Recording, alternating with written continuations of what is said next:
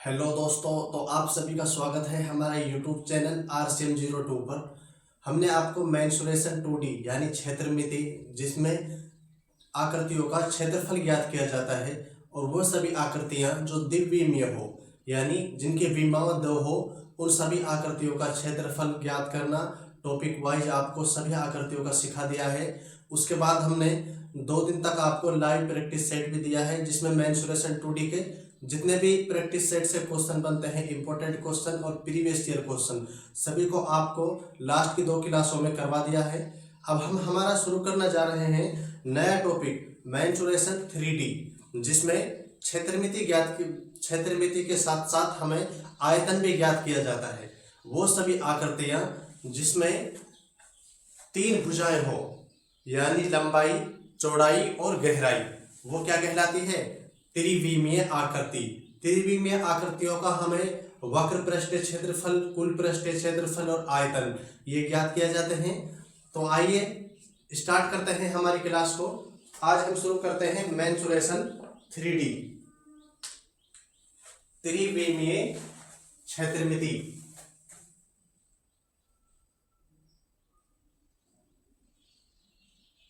त्रिविमीय क्षेत्रमिति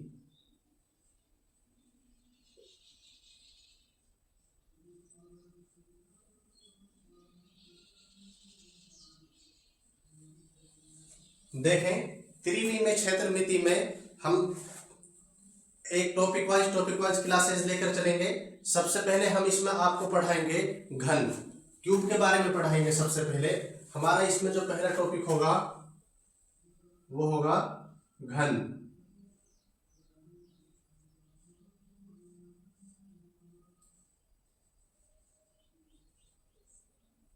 इसको इंग्लिश में क्यूब बोलते हैं, क्यूब। ठीक है, घन से शुरू करते हैं हम। घन क्या होता है, इसकी शेप कैसी होती है, इसके बारे में सब कुछ पढ़ते हैं। ठीक है, सबसे पहले हमें क्या करना होता है, जब हमारी 3 विमाएं आ जाती हैं, तो 3 विमाएं आ जाती हैं तो सबसे पहले हमें उसका आयतन ज्ञात करना होता है। यानी हमें किसी भी आकृति का आयतन ज्ञात करते हैं। आयतन के लिए हमें 3 विमाओं की जरूरत होती है, लंबाई, चौड़ाई और गहराई या ऊंचाई। ठीक है, इन तीनों विमाओं से हम किसी भी आकृति का आयतन ज्ञात कर सकते हैं। सबसे पहले आपके लिए जो इसमें बेसिक कुछ नोटिस होंगे, बेसिक कुछ बातें होंगी, वो आप नोट करें।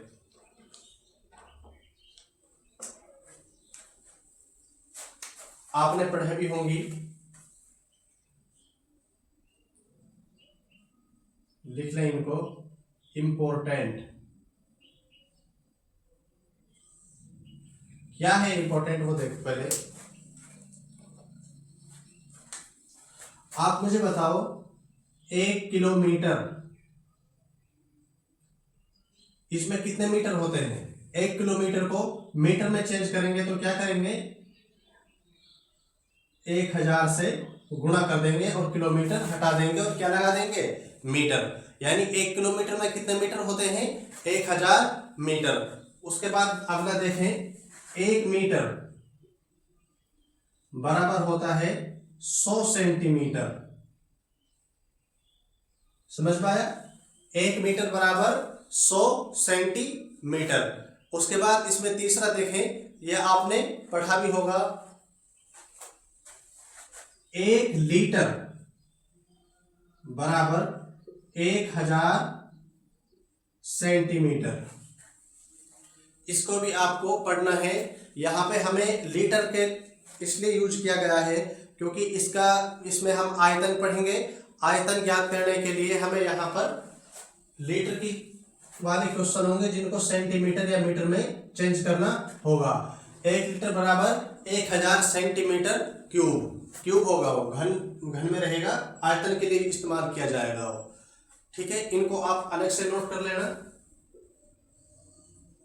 ये आपके मेंसुरेशन 3D में कंप्लीट चैप्टर में ये काम आएगा। ठीक है, लेके चलते हैं आपको अपने टॉपिक पर।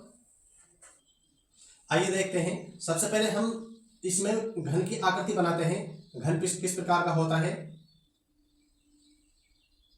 घन एक वर्ग आकार आकृति का होता है, ठीक है। इसमें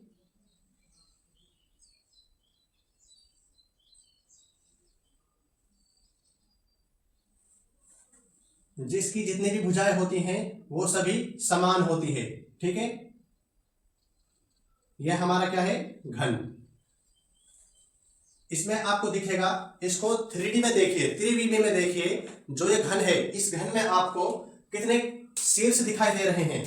शीर्ष काउंट करें सबसे पहले, 1 2 3 4 5 6 7 और एक परली तरफ का होगा, यानी इसके बैक साइड का 8।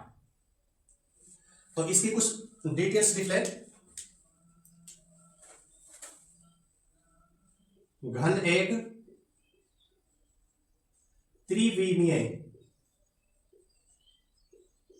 त्रिविमीय वर्ग आकार आकृति का होता है,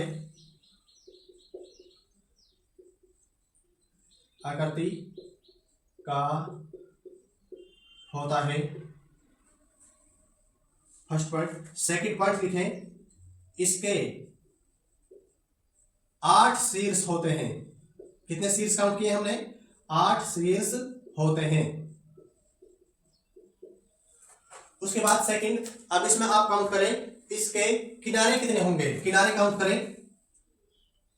ये 1 हो गया, ये 2 हो गया, ये 3 4 5, ये 6।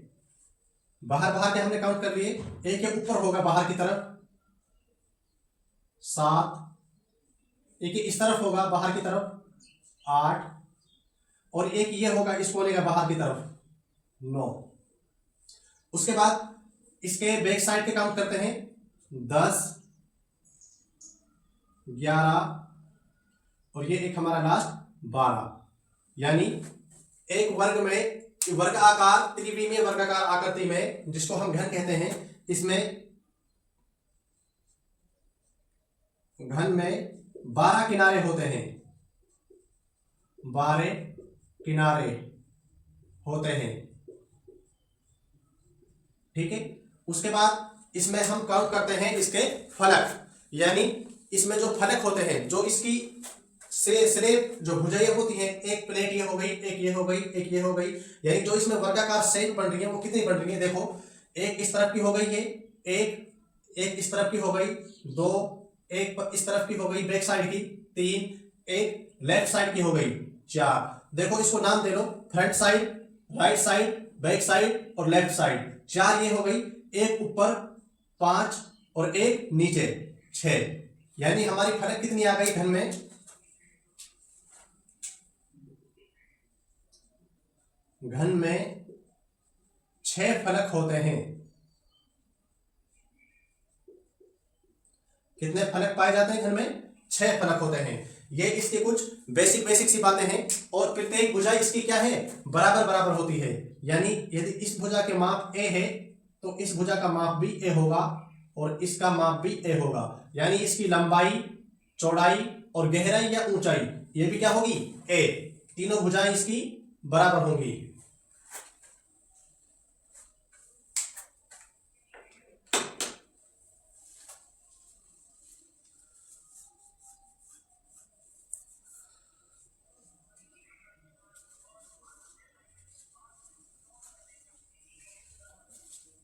नेक्स्ट इसके बारे में अब हम पढ़ते हैं। आपने इसकी डिटेल्स लिख ली होंगी।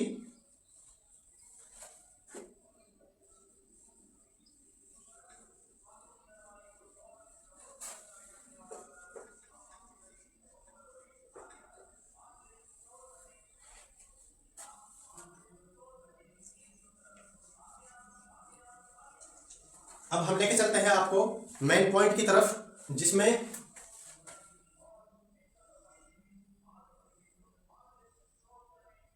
ये हमारा एक घन है,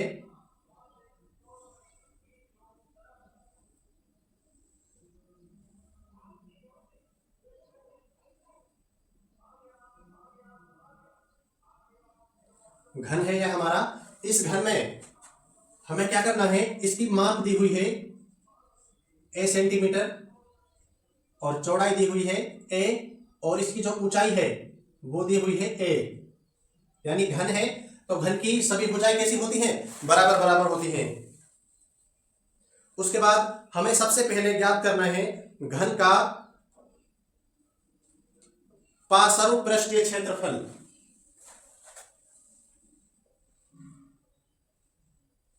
घन का पार्श्व पृष्ठीय क्षेत्रफल,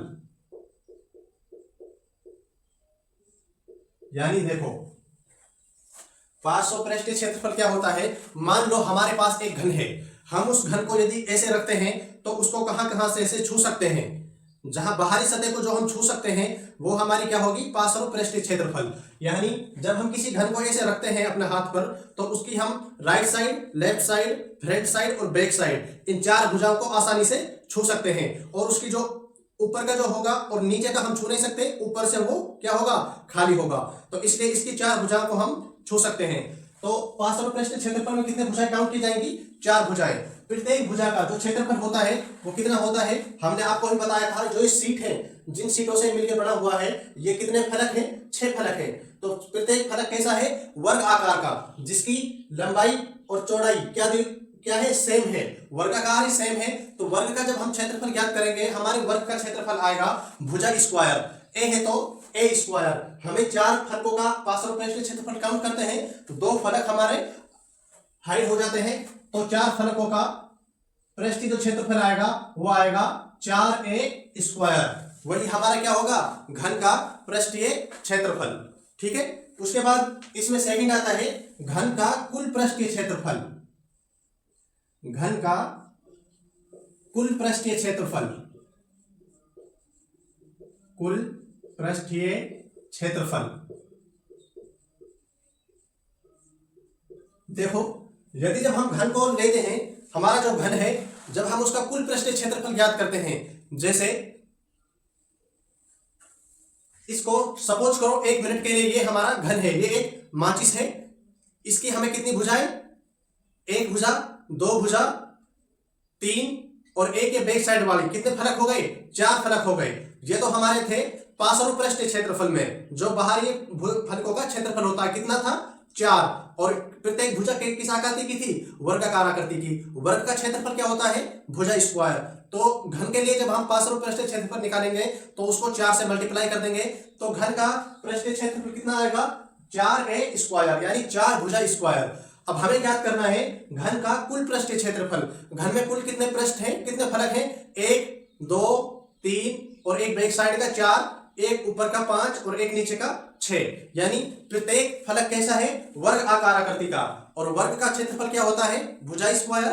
कितने फलक हुए थे, 6। तो इसका कुल पृष्ठीय क्षेत्रफल हो जाएगा 6a स्क्वायर, यानी 6 भुजा गुणा भुजा का स्क्वायर।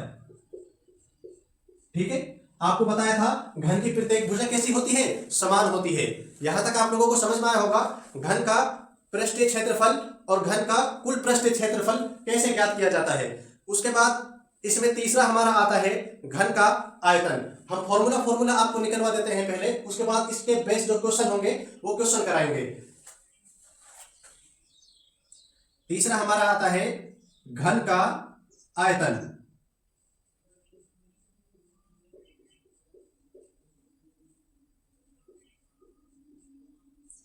घन का आयतन, घन का आयतन होगा यदि किसी आकृति की सभी भुजाएं समान हो। हमें आयतन निकालना होता है, तो आयतन निकालने के लिए हमें 3 भुजाओं की आवश्यकता होती है, लंबाई, चौड़ाई, ऊंचाई या गहराई। ठीक है। तो हम यहां पर तीनों भुजाओं को मल्टीप्लाई करेंगे तो वो हो जाएगा लंबाई गुणा चौड़ाई गुणा ऊंचाई या गहराई। अब देखो घन की प्रत्येक भुजा कैसी होती है, बराबर, यानी लंबाई भी इसकी a होगी, चौड़ाई भी a होगी और ऊंचाई या गहराई भी इसकी क्या होगी, a। इन तीनों को मल्टीप्लाई करेंगे, यह आ जाएगा a3, जो क्या होगा, घन का आयतन।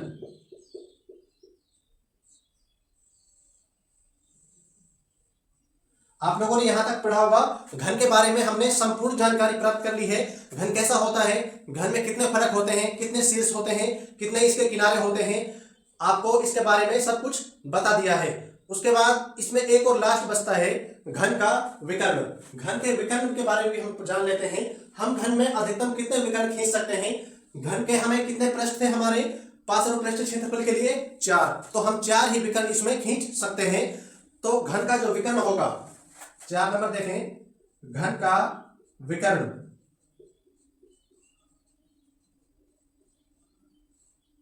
ये होगा √3 गुणा भुजा।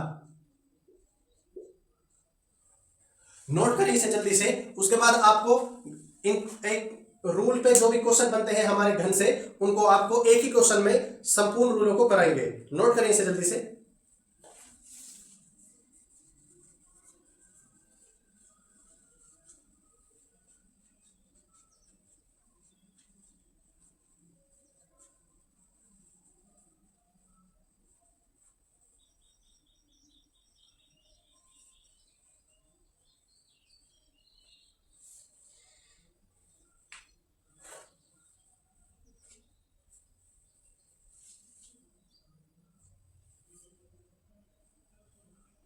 नोट कर लिया होगा। अब इसमें हम आपको लेके चलते हैं घन के एक क्वेश्चन की तरफ। आपको एक ही क्वेश्चन से सारे जो इसके फॉर्मूलाज हैं, जो भी इसके नियम हैं, सभी क्लियर हो जाएंगे। आप ओनली सिर्फ क्या करना, जो हम फॉर्मूला लिखवाते जा रहे हैं, जो भी हमने मेंसुरेशन 2D में आपको फॉर्मूलाज लिखवाए हैं, उन सभी को आप रिवाइज करते रहना, भूलना नहीं है उनको। ठीक है, इसी प्रकार आप इनके नियम भी, जो भी नियम बनते हैं इनसे, उनको भी आप रिवाइज करते हुए चलना। क्वेश्चन है आपकी बुक का, उदाहरण का क्वेश्चन है, एक घन का भुजा का माप 4 सेंटीमीटर है, तो घन का पृष्ठीय क्षेत्रफल, संपूर्ण पृष्ठीय क्षेत्रफल एवं आयतन ज्ञात करो। देखो क्वेश्चन है हमारे पास, एक घन की भुजा 4 सेंटीमीटर है, तो घन का पृष्ठीय क्षेत्रफल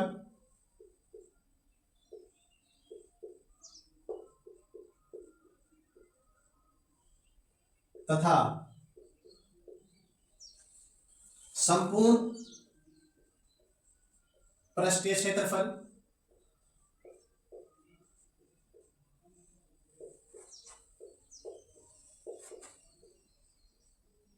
और आयतन ज्ञात करो।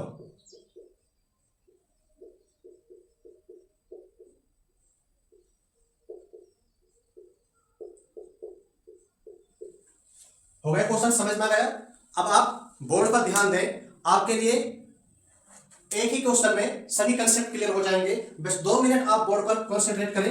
देखो ये हमारा एक घन है, इस घन में हमने क्या किया, इसकी एक भुजा हमें 4 सेंटीमीटर दी हुई है, यानी ये हमारा एक घन है A B C D E F G और एच, ये हमारा एक घन हो गया। इस घन में हमने क्या किया, जो भुजा ए बी है इसका माप हमें दिया हुआ है 4 सेंटीमीटर। एक भुजा का माप क्या दिया हुआ है, 4 सेंटीमीटर। तो इसी के अकॉर्डिंग बाकी सभी भुजाओं का माप भी क्या होगा, 4 सेंटीमीटर, क्योंकि हमने आपको इसकी परिभाषा में बताया था घन कैसा होता है, वर्ग आकार त्रिविमीय, यानी इसकी प्रत्येक भुजाएं बराबर होती हैं। ये भी 4 सेंटीमीटर हो जाएगा। इसकी जो गहराई या ऊंचाई होगी वो भी कितनी हो जाएगी, 4 सेंटीमीटर। ठीक है, आपको ये समझ में आया होगा यहां तक।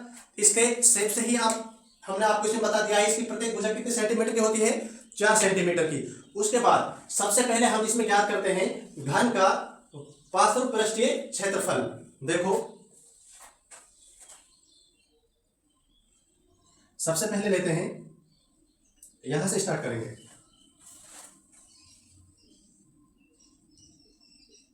घन का पृष्ठीय क्षेत्रफल,